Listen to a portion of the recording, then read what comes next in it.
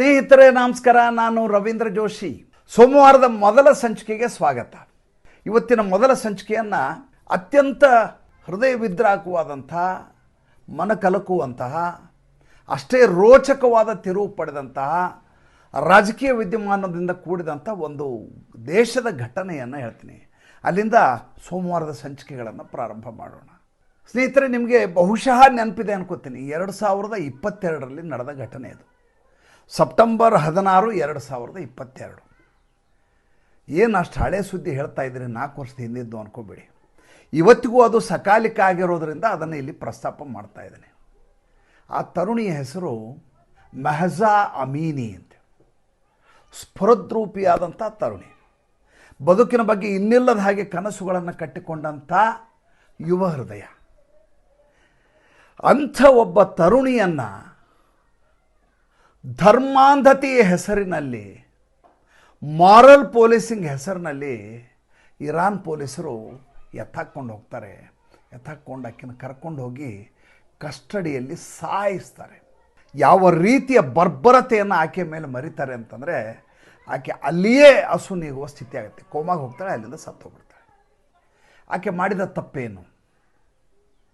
ಆಕೆ ಮಾಡಿದ ತಪ್ಪೇನೆಂದರೆ, ತನ್ನ ತಲೆಯ ಮೇಲೆ ಹಾಕಿಕೊಂಡಿರೋಂಥ ಸೆರಗೇನಿದೆ, ಪರ್ದ ಏನಿದೆ, ಅದನ್ನು ಸಂಪೂರ್ಣವಾಗಿ ಮುಚ್ಚಿಕೊಂಡಿರುವುದಿಲ್ಲ.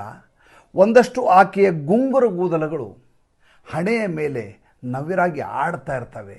ಇದನ್ನು ನೋಡಿದಂಥ ಪೊಲೀಸರು ರೊಚ್ಚಿಗೆದ್ದು ಬಿಡ್ತಾರೆ. ಆಕೆಯನ್ನು ಹಾಗೇ ಎತ್ಕೊಂಡು ಜೀಪ್ನಲ್ಲಿ ಹಾಕ್ಕೊಂಡು ಸ್ಟೇಷನ್ ಕರ್ಕೊಂಡು ಹೋಗ್ಬಿಡ್ತಾರೆ. ಇರಾನ್ನಲ್ಲಿ ನಡೆದಂಥ ಅತ್ಯಂತ ಅಮಾನವೀಯವಾದ ಘಟನೆ ಇದು. 16 ಸೆಪ್ಟೆಂಬರ್ 2022.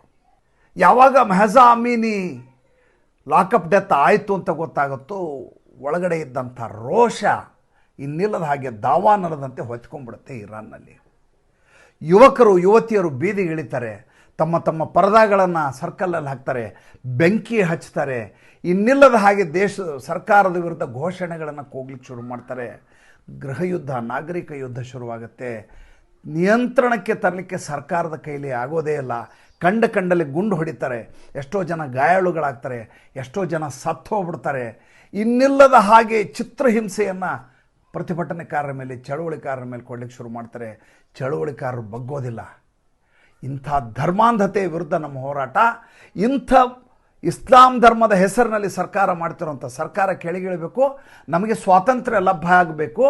ನಮ್ಮ ಸ್ವಾತಂತ್ರ್ಯವನ್ನು ಕಿತ್ಕೊಳ್ಳಿಕ್ಕೆ ಯಾವ ಖೊಮೆನಿಗೂ ಆಗಲ್ಲ, ಯಾವ ಖಾಮ್ನೆಯಿಗೂ ಸಾಧ್ಯ ಇಲ್ಲ. ನಾವು ಇದಕ್ಕೆ ಒಪ್ಪಲಿಕ್ಕೆ ತಯಾರಿಲ್ಲ ಅಂತ ಯುವಕರು ಯುವತಿಯರು ಇನ್ನಿಲ್ಲದ ಹಾಗೆ ಚಳವಳಿಯನ್ನು ನಡೆಸ್ತಾರೆ. ಬಹಳ ಕಾಲ ನಡೀತದೆ ಚಳವಳಿ. ಕೊನೆಗೆ ಒಂದು ದಿವಸ ಚಳವಳಿ ಹಸುನಿಗ್ತದೆ. ಸರ್ಕಾರ ತನ್ನ ಪ್ರಭುತ್ವವನ್ನು ಮೆರೀತದೆ. ಮುಸಲ್ಮಾನ ರಾಷ್ಟ್ರದಲ್ಲಿ ಆಗುವಂಥ ಪರ್ಯಾಯ ಹೀಗೆ. ಅದು ಕೊನೆಗೆ ಯಾವ ಶೋಚನೀಯ ಸೋಲನ್ನು ಕಾಣುತ್ತೆ ಅಂತಂದರೆ, ಈ ಧರ್ಮಾಂಧರು ಏನು ಮಾಡಲಿಕ್ಕೂ ಸಿದ್ಧ ಇರ್ತಾರೆ. ಜನರೇ ಕೊನೆಗೆ ವಿಧಿ ಇಲ್ಲದೆ ಆ ಸರ್ಕಾರ ಜೊತೆ ಹೊಂದಾಣಿಕೆ ಮಾಡ್ಕೋಬೇಕಾದ ಅನಿವಾರ್ಯತೆ ಬರುತ್ತೆ. ಸರ್ಕಾರ ಅಂದ್ಕೊಳ್ಳುತ್ತೆ, ಮುಗೀತು, ಇನ್ಯಾರು ನಮ್ಮ ವಿರುದ್ಧ ಚಳವಳಿ ಮಾಡೋದಿಲ್ಲ, ಇನ್ಯಾರು ಬುರ್ಖಾ ಹಾಕ್ಕೊಳ್ಳಾರದೆ ಹೊರಗಡೆ ಓಡಾಡೋದಿಲ್ಲ, ಇನ್ಯಾರು ಇಸ್ಲಾಂ ಧರ್ಮದ ಶರಿಯಾ ಕಾನೂನನ್ನು ಮೀರಿ ಯಾರು ಓಡಾಡೋದಿಲ್ಲ. ಶಿಯಾ ಸರ್ಕಾರ ಅಲ್ಲಿರೋದು ಅಂತ ಭಾಳ ನೆಮ್ಮದಿಯಿಂದ ಇರ್ತಾರೆ. ನೋಡಿದರೆ ಒಳಗಿಂದೊಳಗೆ ಅದು ಕೆಂಡ ಹೇಗೆ ನಿಗಿ ನಿಗಿ ನಿಗಿ ನಿಗಿ ಹೊತ್ಕೋತಾ ಇರುತ್ತೆ ಅಂದರೆ, ಮುಂದೆ ಇವತ್ತು ಸರ್ಕಾರ ಬೀಳುವ ಸ್ಥಿತಿಗೆ ಬಂದಿದೆ. ಆದರೂ ಅಲ್ಲಿಯ ಯುವಕರಾಗಲಿ ಯುವತಿಯರಾಗಲಿ ಅಲ್ಲಿಯ ಜನ ಒಪ್ಕೊಳ್ಳಿಕ್ಕೆ ತಯಾರಿಲ್ಲ. ಈ ಖಾಮ್ನಿಯನನ್ನು ಕೆಳಗಿಳಿಸಿಯ, ಇಸ್ಲಾಂ ಧರ್ಮದ ಸರ್ಕಾರವನ್ನು ಕೆಳಗಿಳಿಸಿಯ ಸಿದ್ಧಾಂತ ಹೋರಾಟ ಮಾಡ್ತಾ ಇದ್ದಾರೆ. ಬಹಿರಂಗವಾಗಿ, ಸಾರ್ವಜನಿಕವಾಗಿ ಚೌಕಿನಲ್ಲಿ, ವೃತ್ತದಲ್ಲಿ ಚಳವಳಿಕಾರರ ಮುಖಂಡನನ್ನು ನೇಣಿಗೆ ಹಾಕಾಯಿತು. ಆ ಬರ್ಬರತೆಗಾದರೂ ಜನ ಹೆದರ್ತಾರೆ ಅಂತ ಭಾವಿಸಿತ್ತು ಸರ್ಕಾರ. ಖೊಮ್ನಿಯ ಸರ್ಕಾರ ಬಗ್ಲಿಲ್ಲ. ಅಲ್ಲಿ ಒಂದು ಸರ್ಕಾರಿ ಬಿಲ್ಡಿಂಗ್ಗಳು ಉಳಿದಿಲ್ಲ, ರಾಷ್ಟ್ರಪತಿ ಭವನ ಉಳಿದಿಲ್ಲ, ಬಸ್ಸುಗಳು ಉಳಿದಿಲ್ಲ, ಟ್ರೈನುಗಳು ಉಳಿದಿಲ್ಲ, ಏನು ಉಳಿದಿಲ್ಲ. ಅಲ್ಲಿ ಎಲ್ಲಕ್ಕೂ ಬೆಂಕಿ ಹಾಕಲಾಗಿದೆ. ಆದರೂ ಕೂಡ ಸರ್ಕಾರ ಇನ್ನೂ ಕೂಡ ತನ್ನ ಹಠಮಾರಿತನವನ್ನು ಬಿಡ್ತಾ ಇಲ್ಲ. ಸರ್ಕಾರವನ್ನು ಕೆಳಗಿಳಿಸಿ ಬೇರೆ ಸರ್ಕಾರ ರಚನೆ ಆಗಲಿಕ್ಕೆ ಬಿಡ್ತಾ ಇಲ್ಲ. ಚಳುವಳಿಕಾರರು ಇಲ್ಲಿಗೂ ಸುಮ್ಮನಾಗಿಲ್ಲ. ಚಳುವಳಿಕಾರರ ಹೋರಾಟ ಖೊಮ್ನಿಯೇ ಅಲ್ಲ, ಚಳುವಳಿಕಾರರ ಹೋರಾಟ ಅಯಾತುಲ್ಲಾ ಖೊಮೇನಿ ಆಗಿರಲಿಲ್ಲ. ಚಳವಳಿಕಾರರು ಹೇಳ್ತಾ ಇರೋದು, ಯಾವ ಇಸ್ಲಾಂ ಧರ್ಮ ಅನ್ನುವುದು ಇವತ್ತಿನ ಕಾಲಘಟ್ಟದಲ್ಲಿ ಅಪ್ರಸ್ತುತವಾಗಿದೆಯೋ ಅಂಥ ಇಸ್ಲಾಂ ಧರ್ಮದ ಸರ್ಕಾರ ಬೇಕಾಗಿಲ್ಲ, ನಮಗೆ ಇಸ್ಲಾಂ ಬೇಕಾಗಿಲ್ಲ ನಮಗೆ. ಹೀಗಾಗಿಯೇ ಇಸ್ಲಾಂ ಧರ್ಮದ ಧ್ವಜಗಳನ್ನು ಅಲ್ಲಿ ಸುಡ್ತಾ ಇದ್ದಾರೆ, ಜೊರಾಸ್ಟ್ರಿಯನ್ ಝೆಂಡಾಗಳು ಹಾರ್ತಾ ಇದ್ದಾವೆ. ನೋಡಿ ಹೇಗಿದೆ ವಿಚಿತ್ರ, ನೋಡಿ ಹೇಗಿದೆ. ಒಂದು ಕಡೆ ಭಾರತ ದೇಶದಲ್ಲಿ ಅಲ್ಲರಿ ನಮ್ಮ ವಸಂತ ಪಂಚಮಿ ಇದೆ, ನಾವು ಹೋಮ ಹವನ ಮಾಡ್ತೀವಿ ಅಂದ್ರೆ ವಾರಕ್ಕೊಂದು ದಿವಸ ಬರೋ ಜುಮ್ಮಾ ನಮಾಜನ್ನು ಮಾಡಿಯೇ ಸಿದ್ಧಾಂತ ಇಲ್ಲಿ ಮುಸಲ್ಮಾನರು ಜಿಹಾದಿ ಮನಸ್ಥಿತಿಯನ್ನು ಮೆರೀತಾರೆ, ಧರ್ಮಾಂಧತೆಯನ್ನು ಮೆರೀತಾರೆ. ಇರಾನು ಕಟ್ಟ ಶಿಯಾಗಳಿರುವಂಥ ಇರಾನ್ನಲ್ಲಿ ನಮಗೆ ಇಸ್ಲಾಂ ಧರ್ಮ ಬೇಡ ಅಂತ ಹೋರಾಟ ಮಾಡ್ತಾ ಇದ್ದಾರೆ. ಗೆಲುವು ಚಳವಳಿಕಾರದೆ, ಅನುಮಾನವನ್ನೇ ಇಟ್ಕೋಬೇಡಿ. ಇವತ್ತೇನು ನಾಗರಿಕ ದಂಗೆ ಆಗ್ತಾ ಇದೆ ಇರಾನ್ನಲ್ಲಿ, ಖೋಮ್ನಿಯ ಪರಾರಿ ಆಗದೇ ಇದ್ದರೆ ಅವು ಹೇಳಿ ನನಗೆ, ಆತ ಫ್ರಾನ್ಸಿಗೆ ಓಡಿ ಹೋಗದೇ ಇದ್ದರೆ ಹೇಳಿ, ಆ ಶಾನನ್ನು ವಾಪಸ್ ತಂದು ಕೂಡಿಸ್ತಾ ಇದ್ದರೆ ಹೇಳಿ, ಆ ಸ್ಥಿತಿ ಬಂದೇ ಬರುತ್ತೆ. ಬರುವ ಕಾಲಕ್ಕಾಗಿ ಅಲ್ಲಿ ಚಳವಳಿಕಾರ ಕಾಯ್ತಾ ಇದ್ದಾರೆ. ಸಹಸ್ರಾರು ಹೆಣಗಳನ್ನು ಒಂದರ ಮೇಲೆ ಒಂದರಂತೆ ಪೇರಿಸಿ ಇಡಲಾಗ್ತಾ ಇದೆ. ಶವಗಾರದಲ್ಲಿ ಜಾಗ ಇಲ್ಲ, ಆದರೂ ಚಳವಳಿಕಾರ ಬಿಡ್ತಾ ಇಲ್ಲ. ಹೀಗಾದರೆ ಹೇಗೆ ಹಾಗೆ ಆಯಿತು, ಹೀಗೆ ಯಾಕಾಯಿತು ನೋಡಿ. ಇಸ್ಲಾಂ ಧರ್ಮ ಶುರುವಾಗಿದ್ದೆ 6ನೇ ಶತಮಾನದಿಂದ ಈಚೆಗೆ. ಇಲ್ಲಿ 7ನೇ ಅಲ್ಲಿ ಈ ಜಾಗ ಇದ್ದದ್ದು ಜಾಗಕ್ಕೆ ಪರ್ಷಿಯಾ ಅದರ ಹೆಸರು. ಆ್ಯಕ್ಚುಲಿ ಅದಕ್ಕೆ ಇನ್ನೊಂದು ಹೆಸರಿದೆ, ಆ ಹೆಸರಿನ ಪ್ರಕಾರ ಫಾರಸ್ ಅಂತ ಕರೀತಾರೆ. ಜೊರಾಸ್ಟ್ರಿಯನ್ ಧರ್ಮವನ್ನು ಪಂಥವನ್ನು ಪಾಲಿಸ್ಕೊಂಡಿದ್ದಂಥ ಜನ. ನಾವೇನು ಪಾರ್ಸಿ ಅಂತ ಕರಿತೀವಲ್ಲ, ಈಗೇನು ಜೇಮ್ಶೆಡ್ ಟಾಟಾ, ಹೋಮಿ ಜಹಾಂಗೀರ್ ಬಾಬಾ ಇವರೆಲ್ಲ ಪಾರ್ಸಿಗಳಿವರು. ಆ ಜನಾಂಗದ ಸಮುದಾಯ ಇದ್ದಂಥ ಪ್ರದೇಶ ಅದು. ಅಲ್ಲಿ ಈ ಸೌದಿ ಅರೇಬಿಯಾದಿಂದ ಬಂದಂಥ ಈ ಮತಾಂಧ ಮುಸಲ್ಮಾನರು ಅದರ ಮೇಲೆ ದಾಳಿಯನ್ನು ಶುರು ಮಾಡ್ತಾರೆ. ಯಾವಾಗ ಇದು 7ನೇ ಶತಮಾನದ ನಂತರ. ಯಾರು ಅಗ್ನಿ ಪೂಜೆಯನ್ನು ಮಾಡಿಕೊಂಡು ತಮ್ಮ ಜೊರಾಸ್ಟ್ರಿಯನ್ ಸಂಸ್ಕಾರ ಏನಿದೆ ಅದನ್ನು ಸಂಪ್ರದಾಯವನ್ನು ಮಾಡಿಕೊಂಡು ಪಾರ್ಸಿ ಜೀವನ ಪ್ರಕಾರ, ಧರ್ಮದ ಪ್ರಕಾರ ಜೀವನ ಮಾಡ್ತಾ ಇರ್ತಾರೋ, ಅಲ್ಲಿ ನಿಧಾನಕ್ಕೆ ಇಸ್ಲಾಂ ಧರ್ಮವನ್ನು ಮೈಗೂಡಿಸುವಂಥ ಪ್ರಯತ್ನ ಶುರುವಾಗುತ್ತೆ. ಯಾರ್ಯಾರು ಆಗಲ್ಲ ಅಂತ ಹೇಳ್ತಾರೆ ಅವರ ಹತ್ಯೆ ಮಾಡಲಿಕ್ಕೆ ಶುರು ಮಾಡ್ತಾರೆ. ಅಲ್ಲಿರೋದು ಹಾಗೆ ತಾನೆ, ಅಲ್ಲಿ ಏನಿದ್ರು ಅದನ್ನು ಧರ್ಮಯುದ್ಧ ಅಂತ ಕರೀತಾರೆ ಅವರು. ಯಾರು ಇಸ್ಲಾಂ ಧರ್ಮವನ್ನು ಒಪ್ಪುವುದಿಲ್ಲವೋ ಅವರೆಲ್ಲ ಕಾಫಿರ್ಗಳು, ಅವರು ಬದುಕಿರಬಾರದು. ತನ್ನ ಧರ್ಮ ಸಂಸ್ಥಾಪನೆಗಾಗಿ ಯಾರನ್ನ ಬೇಕಾದರೂ ಹತ್ಯೆ ಮಾಡ್ಬೋದು, ಅದು ಆ ಧರ್ಮದ ಪ್ರಕಾರ ನಡೆಯುವಂಥ ಪದ್ಧತಿ ಅಂತ ಅವ್ರು ಹೇಳ್ಕೊಳ್ಳೋದು. ಮುಂದೆ ಕಾಲಾಂತರದಲ್ಲಿ ಯಾವ ಪರ್ಷಿಯಾ ಇರುತ್ತೆ ಅದು ಇರಾನ್ ಆಗಿ ಪರಿವರ್ತಿತ ಆಗುತ್ತೆ. ಇಸ್ಲಾಂ ಧರ್ಮ ಬೀಡು ಬಿಡ್ಲಿಕ್ಕೆ ಶುರುವಾಗುತ್ತೆ. ಬೀಡು ಬಿಡ್ಲಿಕ್ಕೆ ಶುರುವಾಗಿದ್ದು ಸಾವಿರಾರು ಹತ್ಯೆಗಳ ನಂತರವೂ ಕೂಡ ಪರ್ಷಿಯಾ ಅನ್ನುವಂಥ ಹೆಸರು ಹೊರಟೋಗುತ್ತೆ. ಪಾರ್ಸಿಗಳು ಮುಂಬಯಿ, ಗುಜರಾತು ಈ ಕಡೆ ಒಕ್ಕಲೆಬ್ಬಿಸ್ಕೊಂಡು ವಲಸೆ ಬರ್ತಾರೆ. ಭಾರತದ ಹಿಂದೂಗಳು ಮೊದಲು ಒಪ್ಪಲ್ಲ ಗುಜರಾತ್ನಲ್ಲಿ. ಈ ರೀತಿ ರಾಶಿ ಜನ ಬರೋದನ್ನು ದಾಂಗುಡಿ ಇಟ್ಕೊಂಡು ಬಂದದ್ದನ್ನು ಭಾರತ ದೇಶ ಒಪ್ಕೊಳ್ಳಿಕ್ಕೆ ತಯಾರಾಗೋದಿಲ್ಲ. ಅವಾಗ ಅವರು ಪಾರ್ಸಿಗಳು ಹೇಳ್ತಾರೆ, ಇಲ್ಲ ನಾನು ನಿಮ್ಗೆ ಯಾವ ಕಾರಣಕ್ಕೂ ನಾವು ತೊಂದರೆ ಮಾಡೋದಿಲ್ಲ, ನಾವು ಕೂಡ ಅಗ್ನಿ ಪೂಜಕರು, ನಾವು ಮುಸಲ್ಮಾನರಲ್ಲ, ನಾವು ಪಾರ್ಸಿಗಳು ಅಂತೇಳಿ ನಮ್ಮದೇ ಆದಂಥ ಜೊರಾಸ್ಟ್ರಿಯನ್ ಕಲ್ಚರನ್ನು ಮುಂದುವರ್ಸ್ಕೊಂಡು ಮುಂದವರು ಅಂತೇಳಿ ಭಾರತಕ್ಕೆ ಬರ್ತಾರೆ. ಬಂದು ದೊಡ್ಡ ಮಟ್ಟದ ಭಾರತಕ್ಕೆ ಅವ್ರ ಕೊಡುಗೆ ಇದೆ. ಹೋಮಿ ಬಾಬಾನ ಹೆಸರು ಹೇಳಿದ್ರು, ಜೆಮ್ಶೆಡ್ ಟಾಟಾ, ರತನ್ ಟಾಟಾ, ದೊಡ್ಡ ದೊಡ್ಡ ಪಾರ್ಸಿಗಳ ಹೆಸರು ಹೇಳಿದ್ರೆ ವಿಜ್ಞಾನ ಕ್ಷೇತ್ರ, ತಂತ್ರಜ್ಞಾನ ಕ್ಷೇತ್ರ, ಉದ್ದಿಮೆದಾರರು, ಶ್ರೀಮಂತರು ಎಲ್ಲರೂ ಪಾರ್ಸಿಗಳೇ. ನೀವು ಮುಂಬೈಗೆ ಹೋಗ್ಬಿಟ್ರೆ ಪಾರ್ಸಿವಾಡ ಅಂತ ಒಂದು ಪ್ರದೇಶನೇ ಇದೆ. ಸೌತ್ ಮುಂಬೈಗೆ ಹೋಗ್ಬೇಕು ನೀವು. ಸೌತ್ ಮುಂಬೈ, ದಕ್ಷಿಣ ಮುಂಬೈನಲ್ಲಿ ಇದ್ದಾರೆ ಇವರೆಲ್ಲ. ಅವ್ರ ಮುಖ ನೋಡಿದ್ರೆ ಗೊತ್ತಾಗುತ್ತೆ ಇವ್ರು ಬೇರೆಯೇ ಜನ ಇವರು ಅಂತ. ಹೀಗೆ ಬಂದು ಭಾರತಕ್ಕೆ ಬರ್ತಾರೆ. ಅಲ್ಲಿ ಇಸ್ಲಾಂ ಧರ್ಮ ಬೀಡು ಬಿಡ್ಲಿಕ್ಕೆ ಶುರುವಾಗುತ್ತೆ ಇರಾನ್ನಲ್ಲಿ. ಬೀಡು ಬಿಡ್ಲಿಕ್ಕೆ ಶುರುವಾಗಿದ್ದು ಯಾವ ಮಟ್ಟಿಗೆ ಬಂದ್ಬಿಡುತ್ತೆ ಅಂದರೆ, ಯಾವ ತಮ್ಮ ಜೀವನವನ್ನು ಅತ್ಯಂತ ಸರಳವಾಗಿ ನಡ್ಸ್ಕೊಂಡು ಹೋಗ್ತಾ ಇದ್ರು ಜನ, ಅವರಿಗೆ ಕಟ್ಟುಪಾಡುಗಳನ್ನು ಹಾಕ್ಲಿಕ್ಕೆ ಶುರುವಾಗುತ್ತೆ. ಇಸ್ಲಾಂ ಧರ್ಮದ ಶರಿಯಾ ಕಾನೂನು ಬರುತ್ತೆ.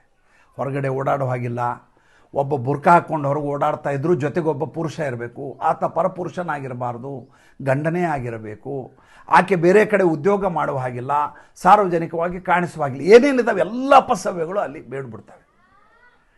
ಕಾಲಾಂತರದಲ್ಲಿ 1979ರಲ್ಲಿ ಇದು ಜಾಸ್ತಿ ಆಗಿಬಿಡುತ್ತೆ. ಜಾಸ್ತಿಯಾಗಿ ಖೊಮೇನಿ ಸರ್ಕಾರ ಬಂದ್ಬಿಡುತ್ತೆ. 1979 ಬಂದ ಮೇಲಂತೂ ಮೂಲಭೂತವಾದ ಇನ್ನಷ್ಟು ಜಾಸ್ತಿ ಆಗುತ್ತೆ. ಜಾಸ್ತಿಯಾಗಿ ಎಲ್ಲಿ ಯಾವ ಸ್ಥಿತಿಗೆ ಬರುತ್ತೆ ಅಂದರೆ, ಉಳಿದ ಇಸ್ಲಾಂ ರಾಷ್ಟ್ರಗಳು ಇಸ್ಲಾಂ ಧರ್ಮವನ್ನು ಇಟ್ಕೊಂಡು ನಾವು ಜೀವನ ಮಾಡಲಿಕ್ಕೆ ಸಾಧ್ಯ ಇಲ್ಲ, ನಾವು ಹೊರಗಿನ ಜಗತ್ತಿಗೆ ನಮ್ಮನ್ನು ನಾವು ಪರಿಚಯಿಸ್ಕೋಬೇಕು ಅಂತ ಯಾವ ಕಾಬಾ ಇದೆಯಲ್ಲ ಸೌದಿ ಅರೇಬಿಯಾದಲ್ಲಿ, ಅಂದರೆ ಇವರ ಪುಣ್ಯಕ್ಷೇತ್ರ ಅದು. ಅಂಥ ಪುಣ್ಯಕ್ಷೇತ್ರದಲ್ಲಿ ಅಲ್ಲಿ ಮೊಹಮ್ಮದ್ ಬಿನ್ ಸಲ್ಮಾನು ನಾವು ಜಗತ್ತಿಗೆ ನಮ್ಮನ್ನು ನಾವು ತೆರ್ಕೋಬೇಕು ಅಂತ ಶುರು ಮಾಡ್ತಾರೆ. ಆದರೆ ಈ ಮುಸಲ್ಮಾನರೇನಿದ್ದಾರೆ ಅವರಲ್ಲಿ ಹೆಣ್ಮಕ್ಳು ಹೊರಗೆ ಬರಬಾರ್ದು, ಬುರ್ಕ ಹಾಕ್ಕೊಂಡಿರಬೇಕು, ಬುರ್ಕ ಸ್ವಲ್ಪ ತೆಗೆದುಬಿಟ್ರೆ ಸಾಯಿಸ್ಬೇಕು, ಈ ಮಟ್ಟಿಗೆ ಅವ್ರು ಹೋಗಿರ್ತಾರೆ. ಈ ಕಡೆ ಯುನೈಟೆಡ್ ಅರಬ್ ಎಮಿರೇಟ್ಸ್ ಇರುತ್ತೆ, ಅದು ಯಾವ ಮಟ್ಟಿಗೆ ಮುಂದುವರೆದು ಬಿಟ್ಟಿದೆ ಅಂದರೆ ಕೇವಲ ಇಸ್ಲಾಂ ಧರ್ಮ ಇಟ್ಕೊಂಡ್ರೆ ನಮ್ಮ ದೇಶವೇ ನಡೆಯೋದಿಲ್ಲ ಅನ್ನುವಂಥ ತೀರ್ಮಾನಕ್ಕೆ ಬರುತ್ತೆ. ಅಷ್ಟೇ ಅಲ್ಲ, ಈಗ ಅವರು ಲಂಡನ್ಗೆ ತಮ್ಮ ಮಕ್ಕಳನ್ನು ಕಳಿಸ್ಲಿಕ್ಕೆ ಸಿದ್ಧರಿಲ್ಲ ಯುನೈಟೆಡ್ ಅರಬ್ ಎಮಿರೇಟ್ಸ್. ಯಾಕೆ? ಲಂಡನ್ಗೆ ಏನಾದರೂ ಕಳಿಸಿದರೆ, ಯುನೈಟೆಡ್ ಕಿಂಗ್ಡಮ್ ಕಳಿಸಿದರೆ ನಮ್ಮ ಮಕ್ಕಳು ಜಿಹಾದಿಗಳಾಗ್ತಾರೆ, ಉಗ್ರರಾಗಿ ವಾಪಸ್ ಬರ್ತಾರೆ ನಮ್ಮಲ್ಲಿಗೆ, ನಮ್ಮ ದೇಶ ನಡುಗೆ ಹೋಗ್ಬೇಕಾಗತ್ತೆ, ನಲಿಗೆ ಹೋಗ್ಬೇಕಾಗತ್ತೆ. ಆದ್ದರಿಂದ ಮೊನ್ನೆ 3 ದಿವಸದ ಕೆಳಗೆ ಸರ್ಕ್ಯುಲರ್ ಹೊರಡಿಸಿದೆ ಯುನೈಟೆಡ್ ಅರಬ್ ಎಮಿರೇಟ್ಸ್ನ ಎಲ್ಲ 7 ಪ್ರಾಂತ್ಯಗಳು, ಯಾರು ಕೂಡ ಇಸ್ಲಾಂ ಧರ್ಮೀಯರು ಅಲ್ಲಿರುವಂಥ ಸ್ಥಳೀಯರು ಯುನೈಟೆಡ್ ಕಿಂಗ್ಡಮ್ಗೆ ಲಂಡನ್ಗೆ ಓದಲಿಕ್ಕೆ ಹೋಗಾಗಿಲ್ಲ. ಹೋದರೆ ಅವರು ಮೂಲಭೂತವಾದಿಗಳಾಗಿ ವಾಪಸ್ ಬರ್ತಾರೆ. ನೋಡಿ ಹೇಗೆ ಪರಿಸ್ಥಿತಿ ಬದಲಾಗ್ತಾ ಇದೆ, ಅರ್ಥ ಮಾಡ್ಕೊಳ್ಳಿ. ಇನ್ನು ಟರ್ಕಿಗೆ ಹೋಗಿ, ಟರ್ಕಿ ಪಕ್ಕಾ ಮುಸಲ್ಮಾನ ರಾಷ್ಟ್ರ ಅಲ್ವಾ, 98-99% ಮುಸಲ್ಮಾನರು ತುರ್ಕಿಗಳು, ನಿಮಗೆ ಗೊತ್ತಿರೋದು. ಖಲೀಫಾನ ರಾಜ್ಯಭಾರ ಮಾಡ್ತಾವನು, ಪಕ್ಕಾ ಚಕ್ರಾಧಿಪತಿ, ನಿರಂಕುಶ ಪ್ರಭುತ್ವವನ್ನು ಮೆರಿತಾ ಇರುವಂಥ ವ್ಯಕ್ತಿ ಅವನು, ಎರ್ದೋಗಾನ್ ಅಂತೇಳಿ. ಹಾಗೆ 98-99% ಮುಸಲ್ಮಾನರಿದ್ದವರು 94% ಗೆದ್ದಿದ್ದಾರೆ. ಏಕೆಂದರೆ ಉಳಿದ 4-5% ಜನ ನಮಗೆ ಇಸ್ಲಾಂ ಧರ್ಮವೇ ಬೇಡ ಅಂತ ತ್ಯಜಿಸಿರುವಂಥ ಜನ. ನಂಬ್ತೀರಾ ನೀವು ಹೇಳಿದರೆ?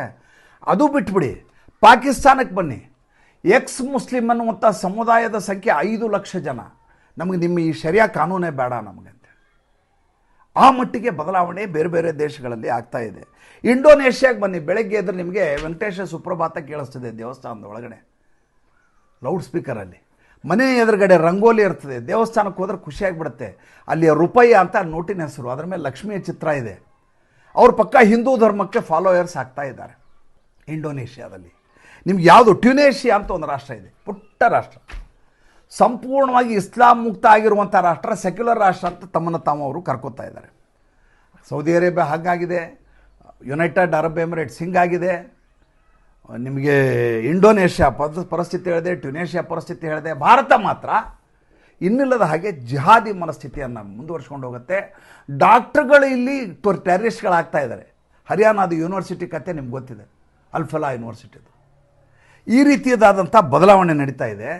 ಇರಾನ್ನಲ್ಲಿ ಮುಸಲ್ಮಾನ ಧರ್ಮ ಬೇಡ, ನಮಗೆ ಇಸ್ಲಾಂ ಧರ್ಮವೇ ಬೇಡ, ನಾವು ವಾಪಸ್ಸು ಅಗ್ನಿ ಆರಾಧಕರಾಗಿ ನಾವು ಪಾರ್ಸಿ ಜನಾಂಗದ ಜುರಾಸ್ಟ್ರಿಯನ್ ಆಗಿ ಬದುಕಲಿಕ್ಕೆ ನಮಗೆ ಅವಕಾಶ ಮಾಡಿಕೊಡಿ, ನಮ್ಮ ಸ್ವಾತಂತ್ರ್ಯಕ್ಕೆ ಅಡ್ಡ ಬರಬೇಡಿ. ವಿಡಿಯೋಗಳು ಹೊರಗಡೆ ಬರ್ತಾ ಇಲ್ಲ, ಯಾಕೆ ಇಂಟರ್ನೆಟ್ ಇಲ್ಲ ಅನ್ನುವಂಥ ಕಾರಣಕ್ಕೋಸ್ಕರ. ಅಲ್ಲಿ ಹುಡುಗಿಯರು ಸಿಗರೇಟು ಬೀಡಿ ಹಚ್ಕೊಂಡು ಅಲ್ಲಿ ಖೊಮಿನಿಯನ್ನು ಸುಡ್ತಾ ಇದ್ದಾರೆ ಪೋಸ್ಟ್ರಲ್ಲಿ, ಖಾಮ್ನಿಯನ್ನು. ಅವರ ಇಸ್ಲಾಂ ಧ್ವಜ ಏನಿದೆ ಆ ಧ್ವಜಕ್ಕೆ ಸರ್ಕಲಲ್ಲಿ ನಿಂತು ಬೆಂಕಿ ಹಚ್ತಾ ಇದ್ದಾರೆ. ಅವರು ಸಿಟ್ಟಿರೋದು ಪ್ರಭುತ್ವದ ಮೇಲಲ್ಲ, ಅವರು ಸಿಟ್ಟಿರೋದು ಆ ಧರ್ಮದ ಮೇಲೆ. ಜಗತ್ತಿನೆಲ್ಲೆಡೆ ಇಸ್ಲಾಂ ಬಗ್ಗೆ ಈ ರೀತಿಯಾದಂಥ ಮನಸ್ಥಿತಿ ಶುರುವಾಗ್ತಾ ಇದೆ. ನಮ್ಮಲ್ಲಿ ಮಾತ್ರ ಶುಕ್ರವಾರ ದಿವಸ ನಾವು ದೇವಸ್ಥಾನದ ಒಳಗಡೆನೇ ನಮಾಜ್ ಮಾಡ್ತೀವಿ ಅಂತ ಭೋಜಶಾಲಾದಲ್ಲಿ ಕೋರ್ಟಿಗೆ ಹೋಗ್ತಾರೆ. ಇಂಥ ಸ್ಥಿತಿ ಎಲ್ಲಾದರೂ ನೋಡಿದ್ದೀರಾ? ಇರಾನ್ನಲ್ಲಿ ಇವತ್ತಿಲ್ಲ ನಾಳೆ ಚಳವಳಿಕಾರರಿಗೆ ಗೆಲುವು, ಬರೆದಿಟ್ಕೊಳ್ಳಿ. ಖಾಮ್ನಿಯೇ ದೇಶ ಬಿಟ್ಟು ಪರಾರಿ ಆಗದೆ ಇದ್ದರೆ ಅವಾಗ ಹೇಳಿ. ಮತ್ತು ಮುಂದಿನ ಸಂಚಿಕೆಯಲ್ಲಿ ಹೊಸ ವಿಷಯದೊಂದಿಗೆ ಬರ್ತೀನಿ. ಸಂಚಿಕೆ ಇಷ್ಟ ಆಗಿದರೆ ಲೈಕ್ ಮಾಡಿ, ಫಾಲೋ ಮಾಡಿ, ಶೇರ್ ಮಾಡಿ. ದಯವಿಟ್ಟು ನಮ್ಮ ಮುಕ್ತ ಪತ್ರಿಕೋದ್ಯಮಕ್ಕೆ ಆರ್ಥಿಕವಾಗಿ ಬೆಂಗಾವಲಾಗಿ ನಮಸ್ಕಾರ.